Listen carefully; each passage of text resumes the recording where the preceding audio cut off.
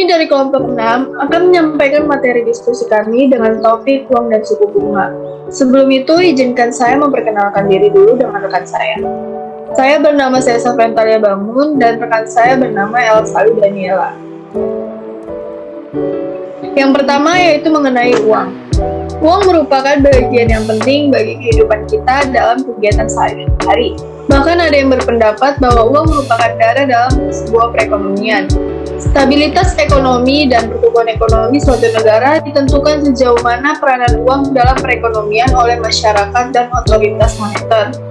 Maka dari itu, apabila tidak ada uang, mungkin perekonomian suatu negara akan kacau akibat tidak adanya uang untuk transaksi. Dan oleh sebab itu, uang tercipta untuk mempermudah jalannya perekonomian sebuah negara. Dalam perekonomian modern sekarang ini, hampir tidak bisa meninggalkan peranan uang dalam kegiatan ekonomi di kehidupan kita. Selanjutnya, uang menurut beberapa para ahli. Yang pertama, Albert Gaylord Hart.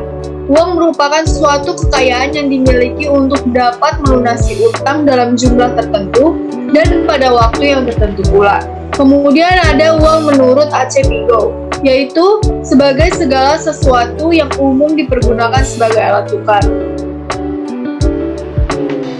Kemudian selanjutnya ada uang menurut hukum, yaitu sesuatu yang ditetapkan oleh undang-undang sebagai uang dan sah untuk alat transaksi perdagangan. Kemudian yang selanjutnya itu ada fungsi uang. Fungsi uang di sini ada 3. Yang pertama sebagai alat tukar, yaitu uang berfungsi untuk mempermudah pertukaran atau sebagai alat untuk pertukaran dan mengatasi kesulitan dalam pertukaran secara natural atau barter. Kesulitan-kesulitan pertukaran dengan cara barter dapat diatasi dengan uang sebagai alat tukar. Karena orang yang akan melakukan pertukaran tidak perlu menukarkan barang dengan barang, melainkan cukup memakai uang sebagai alat tukar. Fungsi uang yang kedua yaitu sebagai alat satuan nilai, yaitu uang berfungsi untuk menentukan nilai atau harga dari sebuah barang atau jasa yang diperjualbelikan, serta menghitung besar kecilnya pinjaman dan menunjukkan besar kekayaan. Kemudian fungsi uang yang ketiga yaitu sebagai penyimpan kekayaan nilai, yaitu uang dapat digunakan untuk mengalihkan daya beli dari masa sekarang ke masa mendatang. Contohnya ketika seorang pedagang saat ini menerima sejumlah uang sebagai pembayaran atas barang atau jasa yang dijualnya, maka ia dapat menyimpan uang tersebut untuk digunakan membeli barang atau jasa pada masa yang akan datang. Selanjutnya di sini ada jenis-jenis uang. Jenis-jenis uang terbagi atas 4 berdasarkan yang pertama yang nilainya, yaitu uang bernilai penuh dan uang tidak bernilai penuh atau representative money. Kemudian uang berdasarkan lembaga yang menerbitkan, yaitu ada uang kartal dan uang giral. Uang berdasarkan bahannya, ada uang kertas dan uang logam. Kemudian yang terakhir uang berdasarkan wilayah penggunanya, ada 3, yaitu uang lokal, uang regional, dan uang internasional. Selanjutnya suku bunga. Suku bunga itu sebagai harga dari penggunaan uang untuk jangka waktu tertentu. Pengertian tingkat bunga sebagai harga dinyatakan sebagai harga yang harus dibayar apabila terjadi pertukaran antara Rp1 sekarang dan Rp1 nanti. Jadi suku bunga adalah harga dana yang dapat dipinjamkan, besarnya ditentukan oleh preferensi dan sumber pinjaman berbagai pelaku ekonomi di pasar. Suku bunga tidak hanya dipengaruhi perubahan preferensi para pelaku ekonomi dalam hal pinjaman dan pemberi pinjaman, tetapi dipengaruhi perubahan daya beli uang, suku bunga pasar, atau suku bunga yang berlaku berubah dari waktu ke waktu. Peran suku bunga. Tingkat bunga menentukan jenis investasi yang menguntungkan pengusaha. Pengusaha hanya akan melakukan investasi yang direncanakan jika tingkat pengembalian modal mereka melebihi tingkat bunga. Dengan demikian, jumlah investasi dalam periode tertentu sesuai dengan nilai semua investasi yang pengembalian investasinya lebih besar atau sama dengan tingkat bunga. Apabila tingkat bunga menjadi lebih rendah, lebih banyak usaha yang mempunyai tingkat pengembalian modal yang lebih tinggi daripada tingkat suku bunga. Semakin rendah tingkat bunga yang harus dibayar para pengusaha, semakin banyak usaha yang dapat dilakukan para pengusaha. Semakin rendah tingkat bunga, semakin banyak investor yang akan berinvestasi. Kemudian selanjutnya jenis suku bunga. Di sini suku bunga ada 5. Yang pertama suku bunga tetap. Suku bunga tetap atau fix adalah suku bunga yang bersifat tetap dan tidak berubah sampai jangka waktu atau sampai dengan tanggal jatuh tempo. Yang kedua, suku bunga mengambang atau floating. Suku bunga mengambang adalah suku bunga yang selalu berubah mengikuti suku bunga di pasaran. Jika suku bunga di pasaran naik, maka suku bunganya juga ikut naik. Begitu pula sebaliknya. Kemudian yang ketiga ada suku bunga flat. Suku bunga flat adalah suku bunga yang perhitungannya mengacu pada jumlah pokok pinjaman di awal untuk setiap periode cicilan. Perhitungannya sangat sederhana dibandingkan dengan suku bunga lainnya, sehingga umumnya digunakan untuk kredit jangka pendek untuk barang-barang konsumsi seperti handphone, peralatan rumah tangga, motor, atau kredit tanpa anggunan.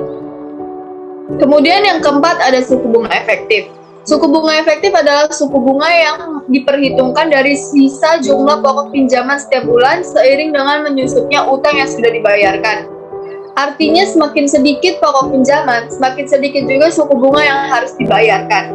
Kemudian yang terakhir ada suku bunga anuitas.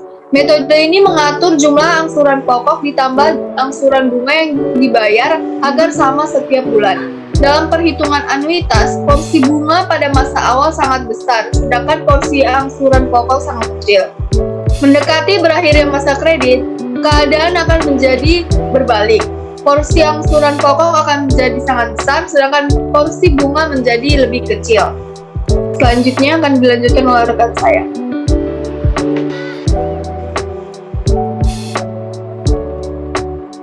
Selanjutnya uang dan suku bunga.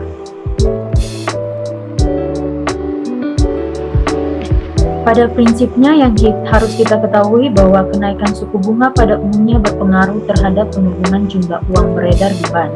Dan sebaliknya, penurunan suku bunga bank akan mendorong peningkatan jumlah uang beredar. Artinya, pada tingkat suku bunga rendah, maka masyarakat akan lebih terdorong untuk meminjam uang di bank untuk memenuhi kebutuhan maupun untuk melakukan ekspansi usaha. Sebaliknya, saat suku bunga tinggi, maka masyarakat akan lebih cenderung menyimpan uang di bank daripada menggunakannya untuk berbelanja dan memperluas bisnis. Uang beredar sering dikaitkan dengan suku bunga, pertumbuhan gross domestic product, tingkat inflasi. Jumlah uang yang beredar yang terlalu banyak dapat mendorong kenaikan harga barang-barang secara umum akan menimbulkan inflasi. Apabila jumlah uang beredar terlalu sedikit, maka kegiatan ekonomi akan menjadi lebih lambat. Berdasarkan hal tersebut, maka jumlah uang beredar perlu diatur agar sesuai kapasitas ekonomi. Tingkat suku bunga merupakan salah satu faktor yang mempengaruhi permintaan akan uang kartal. Karena makin tinggi tingkat suku bunga, makin rendah keinginan masyarakat untuk memegang uang dalam bentuk tunai. Sebaliknya, makin rendah tingkat bunga, maka makin besar keinginan masyarakat memegang uang dalam bentuk tunai. Tingkat suku bunga juga mempengaruhi keputusan terhadap pilihan membelanjakan uang lebih banyak atau menyimpan uang dalam bentuk tabungan. Seperti yang diketahui bahwa permintaan uang kartal di Indonesia mengalami kenaikan dan penurunan, hal ini dapat disebabkan oleh berbagai fenomena-fenomena seperti penggunaan fasilitas-fasilitas yang dikeluarkan oleh bank seperti kartu kredit dan ATM. Karena pada zaman sekarang ini penggunaan kartu kredit di Indonesia sudah banyak. Banyaknya masyarakat di Indonesia yang menggunakan kartu kredit dapat menyebabkan permintaan uang kartal di Indonesia menjadi menurun. Selain kartu kredit, masyarakat juga menggunakan kartu elektronik yaitu kartu ATM yang mana kegunaannya sebagai pengganti uang kartal sehingga penggunaan uang kartal di Indonesia juga sudah mulai tergantikan. Karena kartu ATM digunakan agar masyarakat Indonesia lebih mudah dan dalam memenuhi kebutuhannya. Hal ini disebabkan karena tidak perlu membawa uang dalam jumlah yang banyak. Sehingga dengan banyaknya masyarakat yang menjadikan kartu kredit dan kartu ATM sebagai salah satu hal yang dapat dibawa kemanapun, dan hal ini menyebabkan penggunaan uang kartal di Indonesia menjadi mahal. Selanjutnya, apa pengaruh suku bunga terhadap pergerakan mata uang? Pergerakan pasar mata uang seringkali digerakkan oleh sentimen tingkat suku bunga dari bank sentral besar. Terkadang spekulasi mengenai kenaikan atau pemotongan suku bunga suku bunga kerap menjadi isu pergerakan pasar. Contoh saja kita ambil dari Amerika Serikat, yaitu The Fed. The Fed itu salah satu bank sentral di Amerika Serikat. Mereka mengadakan rapat kebijakan pada kesempatan tersebut sekaligus diumumkan tingkat suku bunga. Para pelaku pasar memberikan prediksinya kepada The Fed akan menaikkan suku bunga, menahan suku bunga tetap atau menurunkannya. Spekulasi yang berkembang saat itu menjadi pergerak pasar sehingga dirilisnya pengumuman resmi suku bunga tersebut. Pada pertemuan Fed, para ekonom memprediksikan Fed tetap menahan suku bunga dan dolar diperkirakan melemah terhadap mata uang lainnya karena investor cenderung mengikuti prediksi tersebut. Dalam keadaan normal, investor tentu mengharapkan perolehan atau return yang tinggi dari instrumen investasi yang dipilihnya termasuk mata uang. Tingkat suku bunga dalam hal ini sangat mempengaruhi nilai tukar suatu mata uang. Tingkat suku bunga menentukan nilai tambah mata uang suatu negara. Semakin tinggi suku bunga suatu mata uang, akan semakin tinggi pula permintaan akan mata uang negara tersebut. Tingkat suku bunga diatur oleh bank sentral, dan jika dalam jangka panjang bank sentral selalu menaikkan suku bunga, maka tren nilai tukar mata uang negara tersebut terhadap negara lain akan cenderung naik. Hal ini akan terus berlangsung sampai ada faktor lain yang mempengaruhi atau bank sentral kembali menurunkan suku bunga. Sebagai contoh, pada akhir 2015, Bank Sentral Amerika Serikat menaikkan suku bunga pertama kali dan menjanjikan akan kembali menaikkan suku bunga secara bertahap pada tahun 2016. Namun kenyataannya hingga pertengahan tahun 2016 suku bunga belum dinaikkan. Hal ini menyebabkan USD melemah terhadap mata uang lainnya dan juga terhadap kurs. Kesimpulan yang bisa diambil yaitu uang adalah suatu benda yang diterima secara umum oleh masyarakat untuk mengukur nilai, menukar dan melakukan pembayaran atas pembelian barang dan jasa, dan pada waktu yang bersamaan bertindak sebagai alat penimbun kekayaan. Uang bermanfaat hanya jika ditukar dengan benda atau membeli jasa. Oleh karena itu, uang tidak bisa dijual atau dibelikan secara kredit. Sedangkan tingkat suku bunga merupakan rasio dari bunga terhadap jumlah pinjaman. Besarnya bunga dinyatakan dalam presentasi tahunan dan jumlah nominal yang dipinjamkan. Perlu diketahui juga bahwa kenaikan suku bunga pada umumnya berpengaruh terhadap penurunan jumlah uang beredar di bank, dan sebaliknya penurunan suku bunga bank akan mendorong peningkatan jumlah uang yang beredar. Next. Sekian presentasi dari kelompok kami. Semoga videonya bermanfaat bagi kita semua. Terima kasih.